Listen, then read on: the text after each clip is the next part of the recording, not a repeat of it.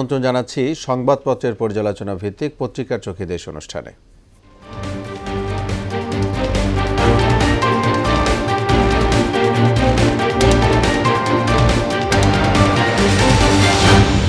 দর্শক, অনুষ্ঠানে আজকের অতিথি মোহনা টেলিভিশনের যুগ্ম বার্তা সম্পাদক নাসির উদ্দিন। জি নাসির, আপনাকে স্বাগত স্টুডিওতে।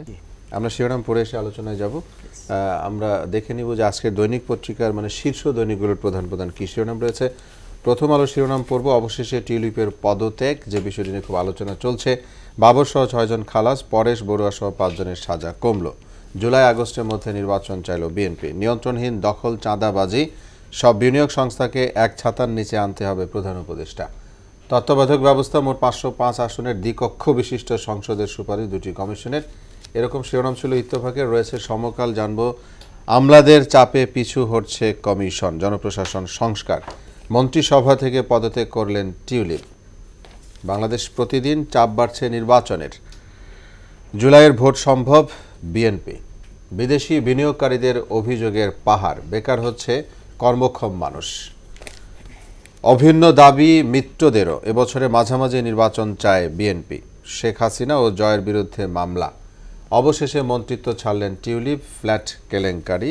যুগান্তরের শিরোনাম দেখে নিলাম। জানব বণিক বার্তার শিরোনাম রয়েছে অতীতে বাংলাদেশে IMF এর প্রেসক্রিপশন কাজ করেনি। খালেদা জিয়ার আপিলের শুনানি শেষ, রায় আজ। জিয়া অরফানেজ ট্রাস্ট মামলা। কেন্দ্রীয় ব্যাংকের প্রথম শীর্ষ কর্মকর্তা হিসেবে গ্রেফতার SK সুর। গতকালকে এই খবর আমরা দেখেছি। ডেইলি স্টার, টাকা 15 crore of 366 people's entities frozen. Tulip resigns as UK minister. Government to sit with parties tomorrow, says advisor Mahfuz Alam. শিরোনাম দেখে নিলাম। শিরোনাম তো হয়েছে, তার আগেও বিভিন্ন মাধ্যম অর্থাৎ সোশ্যাল মিডিয়ায় যে বিষয়টা আসছে, আমি বলতে চাচ্ছি টিউলিপ সিদ্দিকীর পদত্যাগ মন্ত্রিসভা থেকে, যে বিষয়টা নিয়ে কয়েকদিন আগে একটি ফ্ল্যাট পাওয়ার অভিযোগে সাবেক প্রধানমন্ত্রী শেখ হাসিনার একজন ঘনিষ্ঠের কাছ থেকে একটি ফ্ল্যাট নিয়েছিলেন তিনি, সেই বিষয়টা উঠে এসে খবরে, তারপর থেকেই একের উপর এক বিভিন্ন কিছু আসছিল। অবশেষে উনি পদত্যাগ করেছেন, নিজেই বিষয়টি জানিয়েছেন বিশ্বকে। আপনার মতামত জানতে চাই। হ্যাঁ, তিনি পদত্যাগপত্র জমা দিয়েছেন, তিনি নিজেই পদত্যাগ করেছেন। আমাদের দেশের প্রেক্ষাপটে যেটা দেখি, যে কোনো একজন মন্ত্রীর বিরুদ্ধে এই ধরনের অভিযোগ উঠলে বাধ্য করতে হয় বা বাধ্য হয়। খুব বেশি রেওয়াজ নেই আমাদের দেশে যে আন্দোলনও হয় এবং খুব ভয়াবহ আন্দোলনও হয়, এমন ঘটনাও আছে। খুব বেশি রেওয়াজ নেই আমাদের দেশে। সেখান থেকে টিউলিপ সিদ্দিকী নিজেই পদত্যাগ করেছেন এবং যুক্তরাজ্যের যে ব্রিটিশ প্রধানমন্ত্রী, তিনি একটা কথা বলেছেন যে তার সেক্রেটারির পক্ষ থেকে টিউলিপের বিষয়টিতে আসলে অনুসন্ধান করা হয়েছে। অনুসন্ধানে খুব বড় কোনো প্রমাণ পাওয়া যায়নি, তবে একটা বিষয় বলেছেন, প্রমাণ না পাওয়া গেলেও তিনি সাবেক প্রধানমন্ত্রী শেখ হাসিনা অর্থাৎ বাংলাদেশে তার যে ঘনিষ্ঠজন আছে তাদের সঙ্গে সম্পর্কের ক্ষেত্রে সেই সম্পর্কে যে প্রভাব পড়বে, সেই প্রভাব ঝুঁকি মোকাবেলায় তিনি আসলে কনসার্ন ছিলেন না, তিনি অতটা সচেতন ছিলেন না। অর্থাৎ তার যে বাংলাদেশে তার যে আত্মীয় আছে, নিকট আত্মীয়, তাদের সঙ্গে সম্পর্কের ক্ষেত্রে কিংবা সেটার যদি সেই সম্পর্কের ক্ষেত্রে পরবর্তীতে কি ধরনের প্রভাব পড়বে, অর্থাৎ উনি কোন পরিবারের সন্তান এবং তার অবস্থানটা কোথায়, হোক দেশে এবং বিদেশে, তো এতদূর হয়তো চিন্তা করেনি। তাদের সঙ্গে ট্রানজ্যাকশন হলে সেই ট্রানজ্যাকশনের প্রভাবটা কি হবে, উনি সেই সম্পর্কে টিউলিপ খুব বেশি কনসার্ন ছিলেন না। যে সেই কারণে উনি বলেছেনও কিন্তু পদত্যাগপত্রে যে আসলে আমি খুব বেশি এর সঙ্গে আমি জড়িত ছিলাম না, তবে যেহেতু আমার বিরুদ্ধে অনিয়ম দুর্নীতির অভিযোগটা উঠেছে, সেইটার দিকে আমি মনোযোগ, যদি পদত্যাগ না করলে ওই দিকে আমার মনোযোগ যাবে, তখন আমার কাজের জন্য ব্যাঘাত ঘটবে। এই কারণেই পদত্যাগ, উনি এটা পদত্যাগপত্রে উল্লেখ করেছেন এবং ব্রিটিশ প্রধানমন্ত্রীও এটাই বলেছেন। তিনি এটাকে ধন্যবাদ জানিয়েছেন যে তিনি এই ধরনের একটি ট্রানজ্যাকশন পিরিয়ডে যদি পদত্যাগ করেছেন, তাহলে তার জন্য কাজে মনোযোগ দেওয়া কঠিন হয়ে যেত। এই ধরনের অভিযোগ মাথায় নিয়ে ঘুরলে কাজে মনোযোগ দেওয়া কঠিন হয়ে যায়, সেই ক্ষেত্রে তিনি ধন্যবাদ জানিয়েছেন। আমি শুধু এটি বলতে চাই যে বাংলাদেশের প্রেক্ষাপটে আমরা যেটা দেখি, যে আমরা আসলে এত অনিয়ম দুর্নীতির অভিযোগে কখনোই আমরা পদত্যাগ খুব একটা করতে দেখা যায় না, রেওয়াজ নেই খুব একটা। সেই হিসাব করে টিউলিপ সিদ্দিকীর এই পদক্ষেপ অবশ্যই আসলে বাংলাদেশের আমাদের শিক্ষণীয়, এটি একটি উদাহরণ। আমরা কি চাই না এরকম একটি বাংলাদেশ? অবশ্যই, এটাই তো চাওয়া আমাদের, তাই না? যে আমরা অনেক সময় দেখি বা দেখেছি যে কোনো একজন কমিউনিকেশন মিনিস্টার কোনো দেশে ট্রেন দুর্ঘটনা হয়েছে, পদত্যাগ করে ফেলে। হ্যাঁ হ্যাঁ, বলিনি? অনেক ঘটনা এরকম দেখেছি আমরা, অনেক ঘটনা বিভিন্ন দেশে দেখেছি যে শুধু ট্রেন দুর্ঘটনা হয়তো তার সম্পৃক্ততা অনেক দূরের একটা জেলায় কিংবা অনেক দূরের একটা ইতে ঘটনা ঘটেছে, কিন্তু যেহেতু সে ওই মিনিস্ট্রির কনসার্ন, সে মনে করেছে যে এটা আমাকে এক ধরনের ব্যর্থতা, দায়ভার। তার দায়ভার, সে ওই ব্যর্থতা থেকে পদত্যাগ করে নিয়েছে, এরকম হয়েছে। কিন্তু আমাদের বাংলাদেশে এই ট্রেন্ড আসলে বাংলাদেশের দীর্ঘদিনই বর্তমান দেখিনি। প্রেক্ষাপটে কত দূর রয়েছে সেই জায়গাটা যেদিন এরকম একটা কারণে নিজেই মিনিস্টার পদত্যাগ করবে? আমি সেটা মনে করি অনেক দূর আসলে। আমি সেই ট্রেন্ড সেটা আমার বর্তমান দৃষ্টিতে প্রেক্ষাপটে সেটি যে কত দূর সেটি বলা বলা খুবই কঠিন। মুশকিল। হ্যাঁ, আমি মনে কিন্তু করি আমরা যে অনেক প্রত্যাশা দূর। করি। প্রত্যাশা করতে পারি, কিন্তু এখনো যে ট্রেন্ড আছে মানুষের ভিতরে, এখনো যে মানসিকতা আছে, সেটাতে অনেক দূরই মনে হয়। কারণ দেখুন, আমাদের দূর বলতে কি, আমাদের যদি চিন্তা করতে হয় আজকের প্রজন্মকে ঘিরেই তো চিন্তা করতে হবে। কারণ যারা গত 20 বছর বা 30 বছর যারা এই ধরনের ট্রেন্ড ধরে নিয়ে এসেছে, তারা নিশ্চয়ই 1-2 দিনে পাল্টে যাবে না। পাল্টাতে হলে তরুণ প্রজন্মকে পাল্টাতে হবে। সেই মানসিকতা নিয়ে গড়ে উঠতে হলেও আমার আসলে জানি না ঠিক কত দূর, তবে অনেক দূর। বিদেশের মাটিতে আমাদের দেশের একজন নাগরিক এবং তিনি খুব অনেক বড় পরিবারের, আওয়ামী লীগ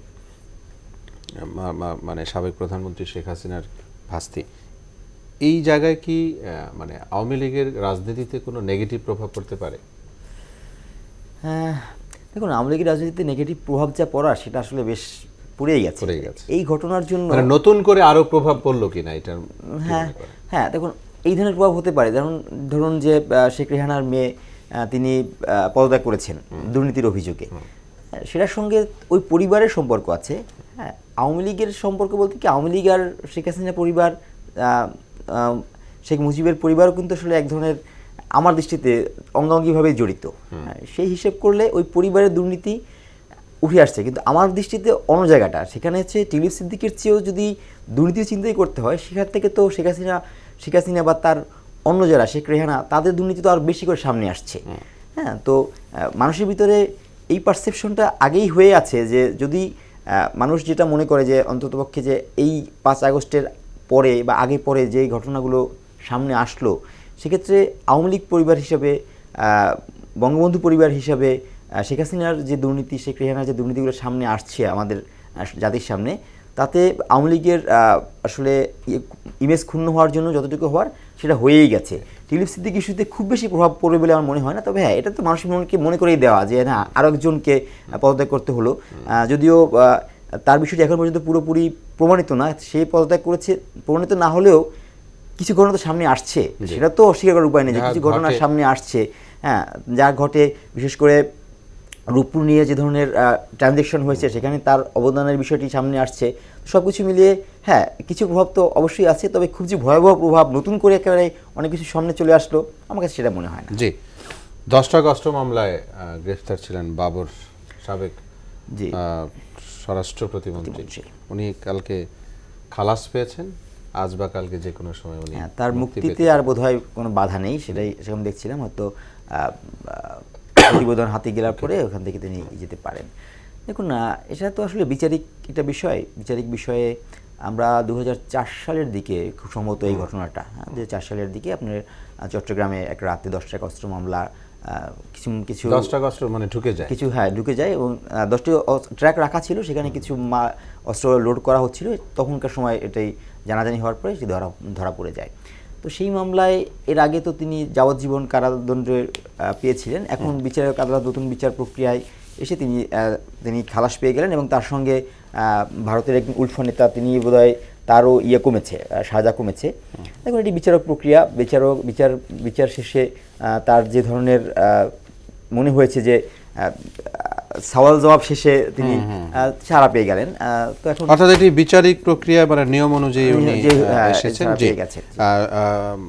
বিএনপির মহাসচিব মির্জা ফখরুল ইসলাম আলমগীর উনি বলছেন যে নির্বাচন চাই এবং জুলাই আগস্টের মধ্যে নির্বাচন সম্ভব।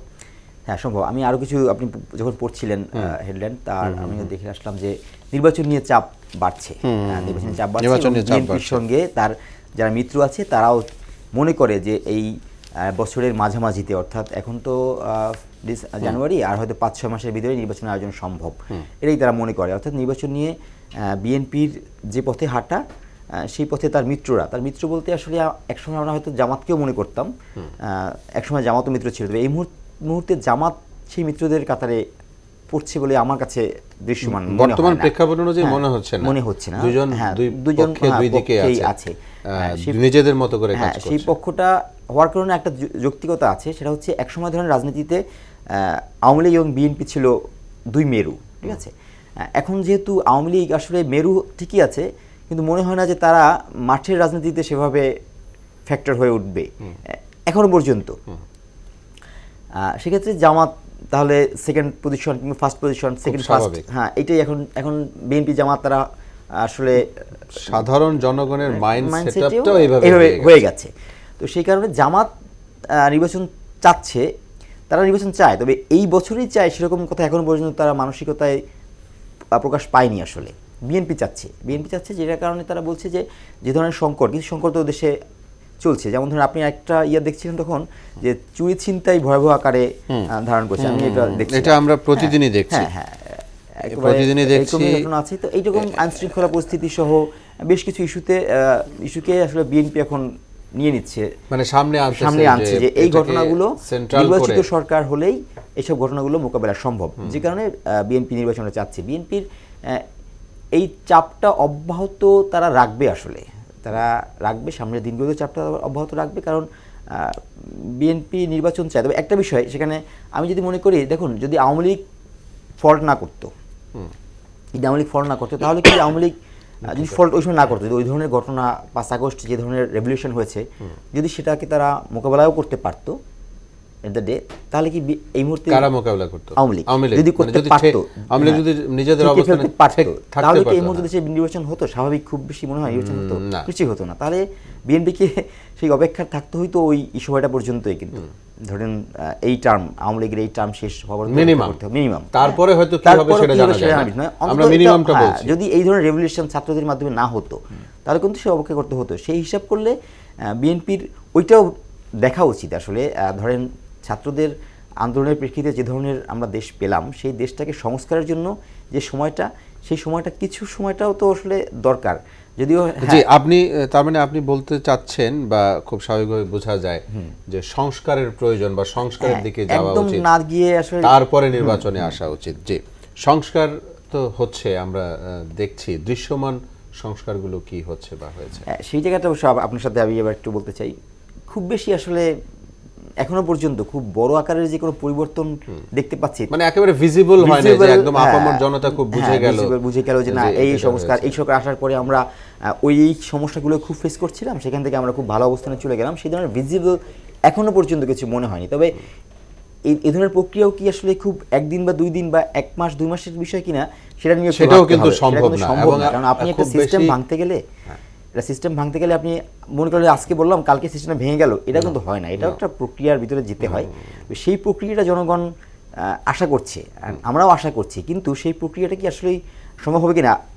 দেখুন পত্রিকায় আরেকটা দেখছিলাম যে কমিশনের চাপ, বোধহয় আমলাদের চাপে কমিশন, দেখুন একটা পত্রিকাতে আমি, আপনি যখন পড়ছিলেন তখন দেখছিলাম যে আমলাদের চাপে কমিশন পিছু হটছে।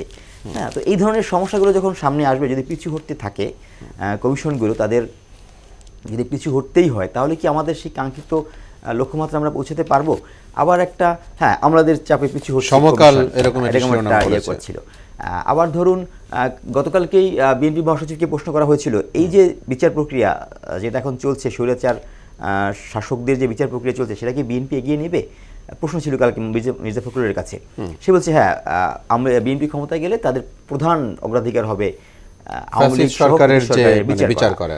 সেটা এক ধরনের আশার কথা যে বিচার হবে, কিন্তু যে টেম্পারমেন্ট নিয়ে এই দেশ নতুন করে আবার সামনে আসলো 5 আগস্ট পরবর্তী সময়ে, সেই টেম্পারমেন্টের যে সংস্কার প্রক্রিয়া, সেই সংস্কার প্রক্রিয়া রাজনৈতিক দলগুলো কি কীভাবে এগিয়ে নেবে, সেইটার ভরসার জায়গাতে যদি ছাত্ররা কিংবা আমাদের তরুণ প্রজন্ম এখন আসতে পারে, তাহলে নিশ্চয়ই সেই নির্বাচন দেওয়া যেতেই পারে।